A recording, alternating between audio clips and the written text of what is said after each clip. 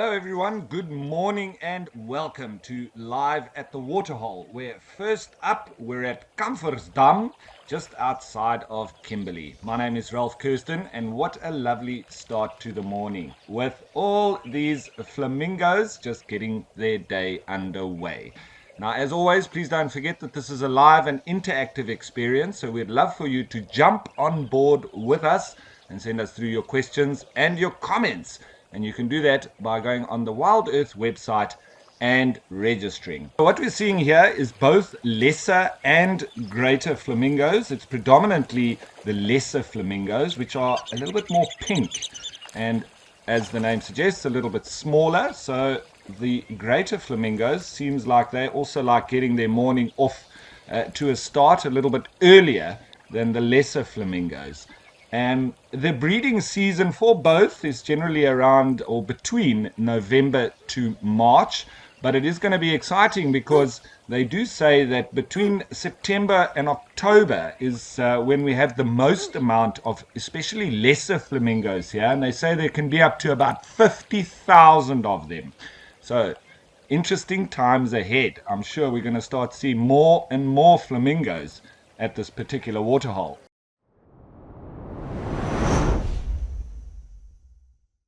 So here at Ol Donyo in Kenya, it's also overcast and we can't see Mount Kilimanjaro yet in the distance off behind where this Maasai giraffe is now going down for its drink.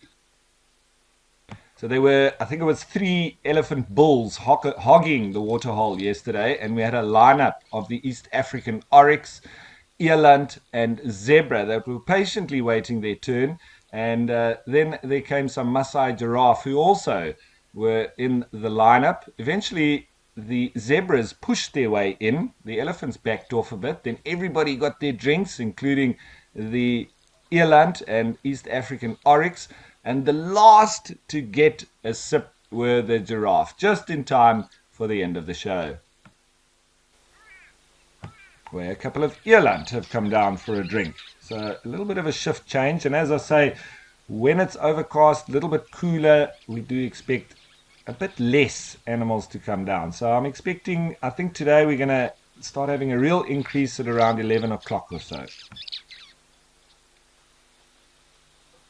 So I do find that these eland here, it's the same common eland that we'll find in South Africa and Namibia. The coloration of these eland has got a more yellow color to it, whereas the ones that we have a little bit more gray color to them. So I think it's just a regional slight change in their color variations, but it's the exact same species.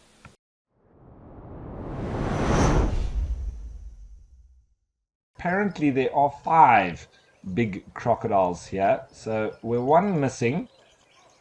And with that said, that means I won't be going for a swim in this dam anytime soon. Well, I don't think I'll ever be. But with their one missing, who knows? Maybe it's trying to hunt. And we might even get to see that. I don't think they will. It's the time of the year that there's quite a lot of inactivity from crocodiles. The conditions just don't really lend itself to high activity rates. When it's hot, that's when we'll see the crocodiles really active and hunting. But these are 4 beautiful individuals, 3 that we can see now.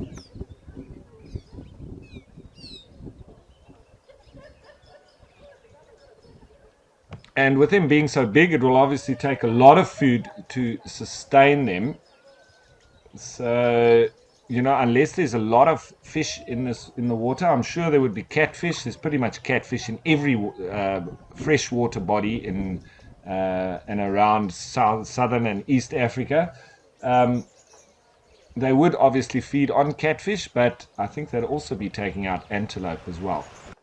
When you watch these waterholes every day, you start to pick up the general rhythms of the animals and when they start coming down. And you can see here at Tau, every day, these blue wildebeest have been coming through at around about this time.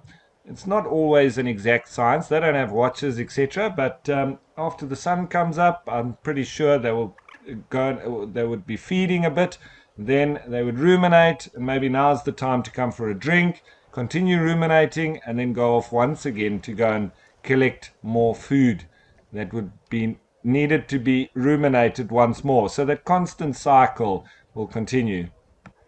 But when you see a group coming like this, it most likely will have bulls with them. But as I say, there's normally one dominant bull that will move with the breeding herd. Alternatively, breeding herds can move in and out of different males' territories, and so you might find a couple of different males that move with that group because we're at an overlap of different territories. So it's not unusual to see bulls and numerous ones with breeding herds at waterholes in particular, but generally away from waterholes, you would find only one territorial bull with a group of females and young ones.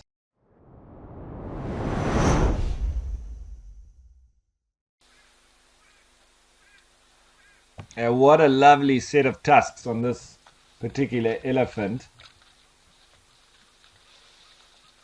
Beautiful.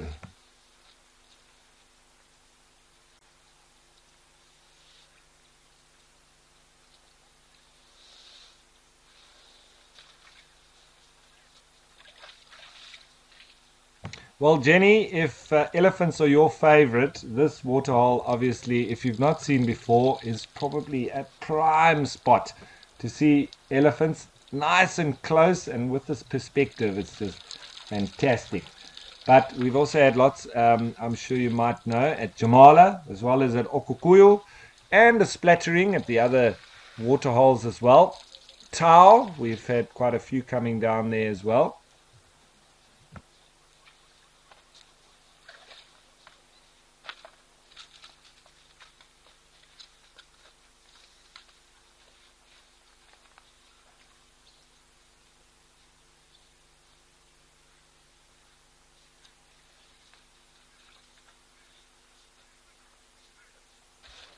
But we are slowly heading towards the end of the show. So as per usual, a couple of thanks, mainly to you, the viewers, for joining us.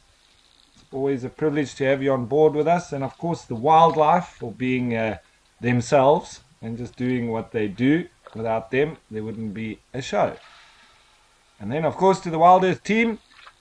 Without them, especially the guys that work behind the scenes tirelessly, they're the ones that really keep us going too.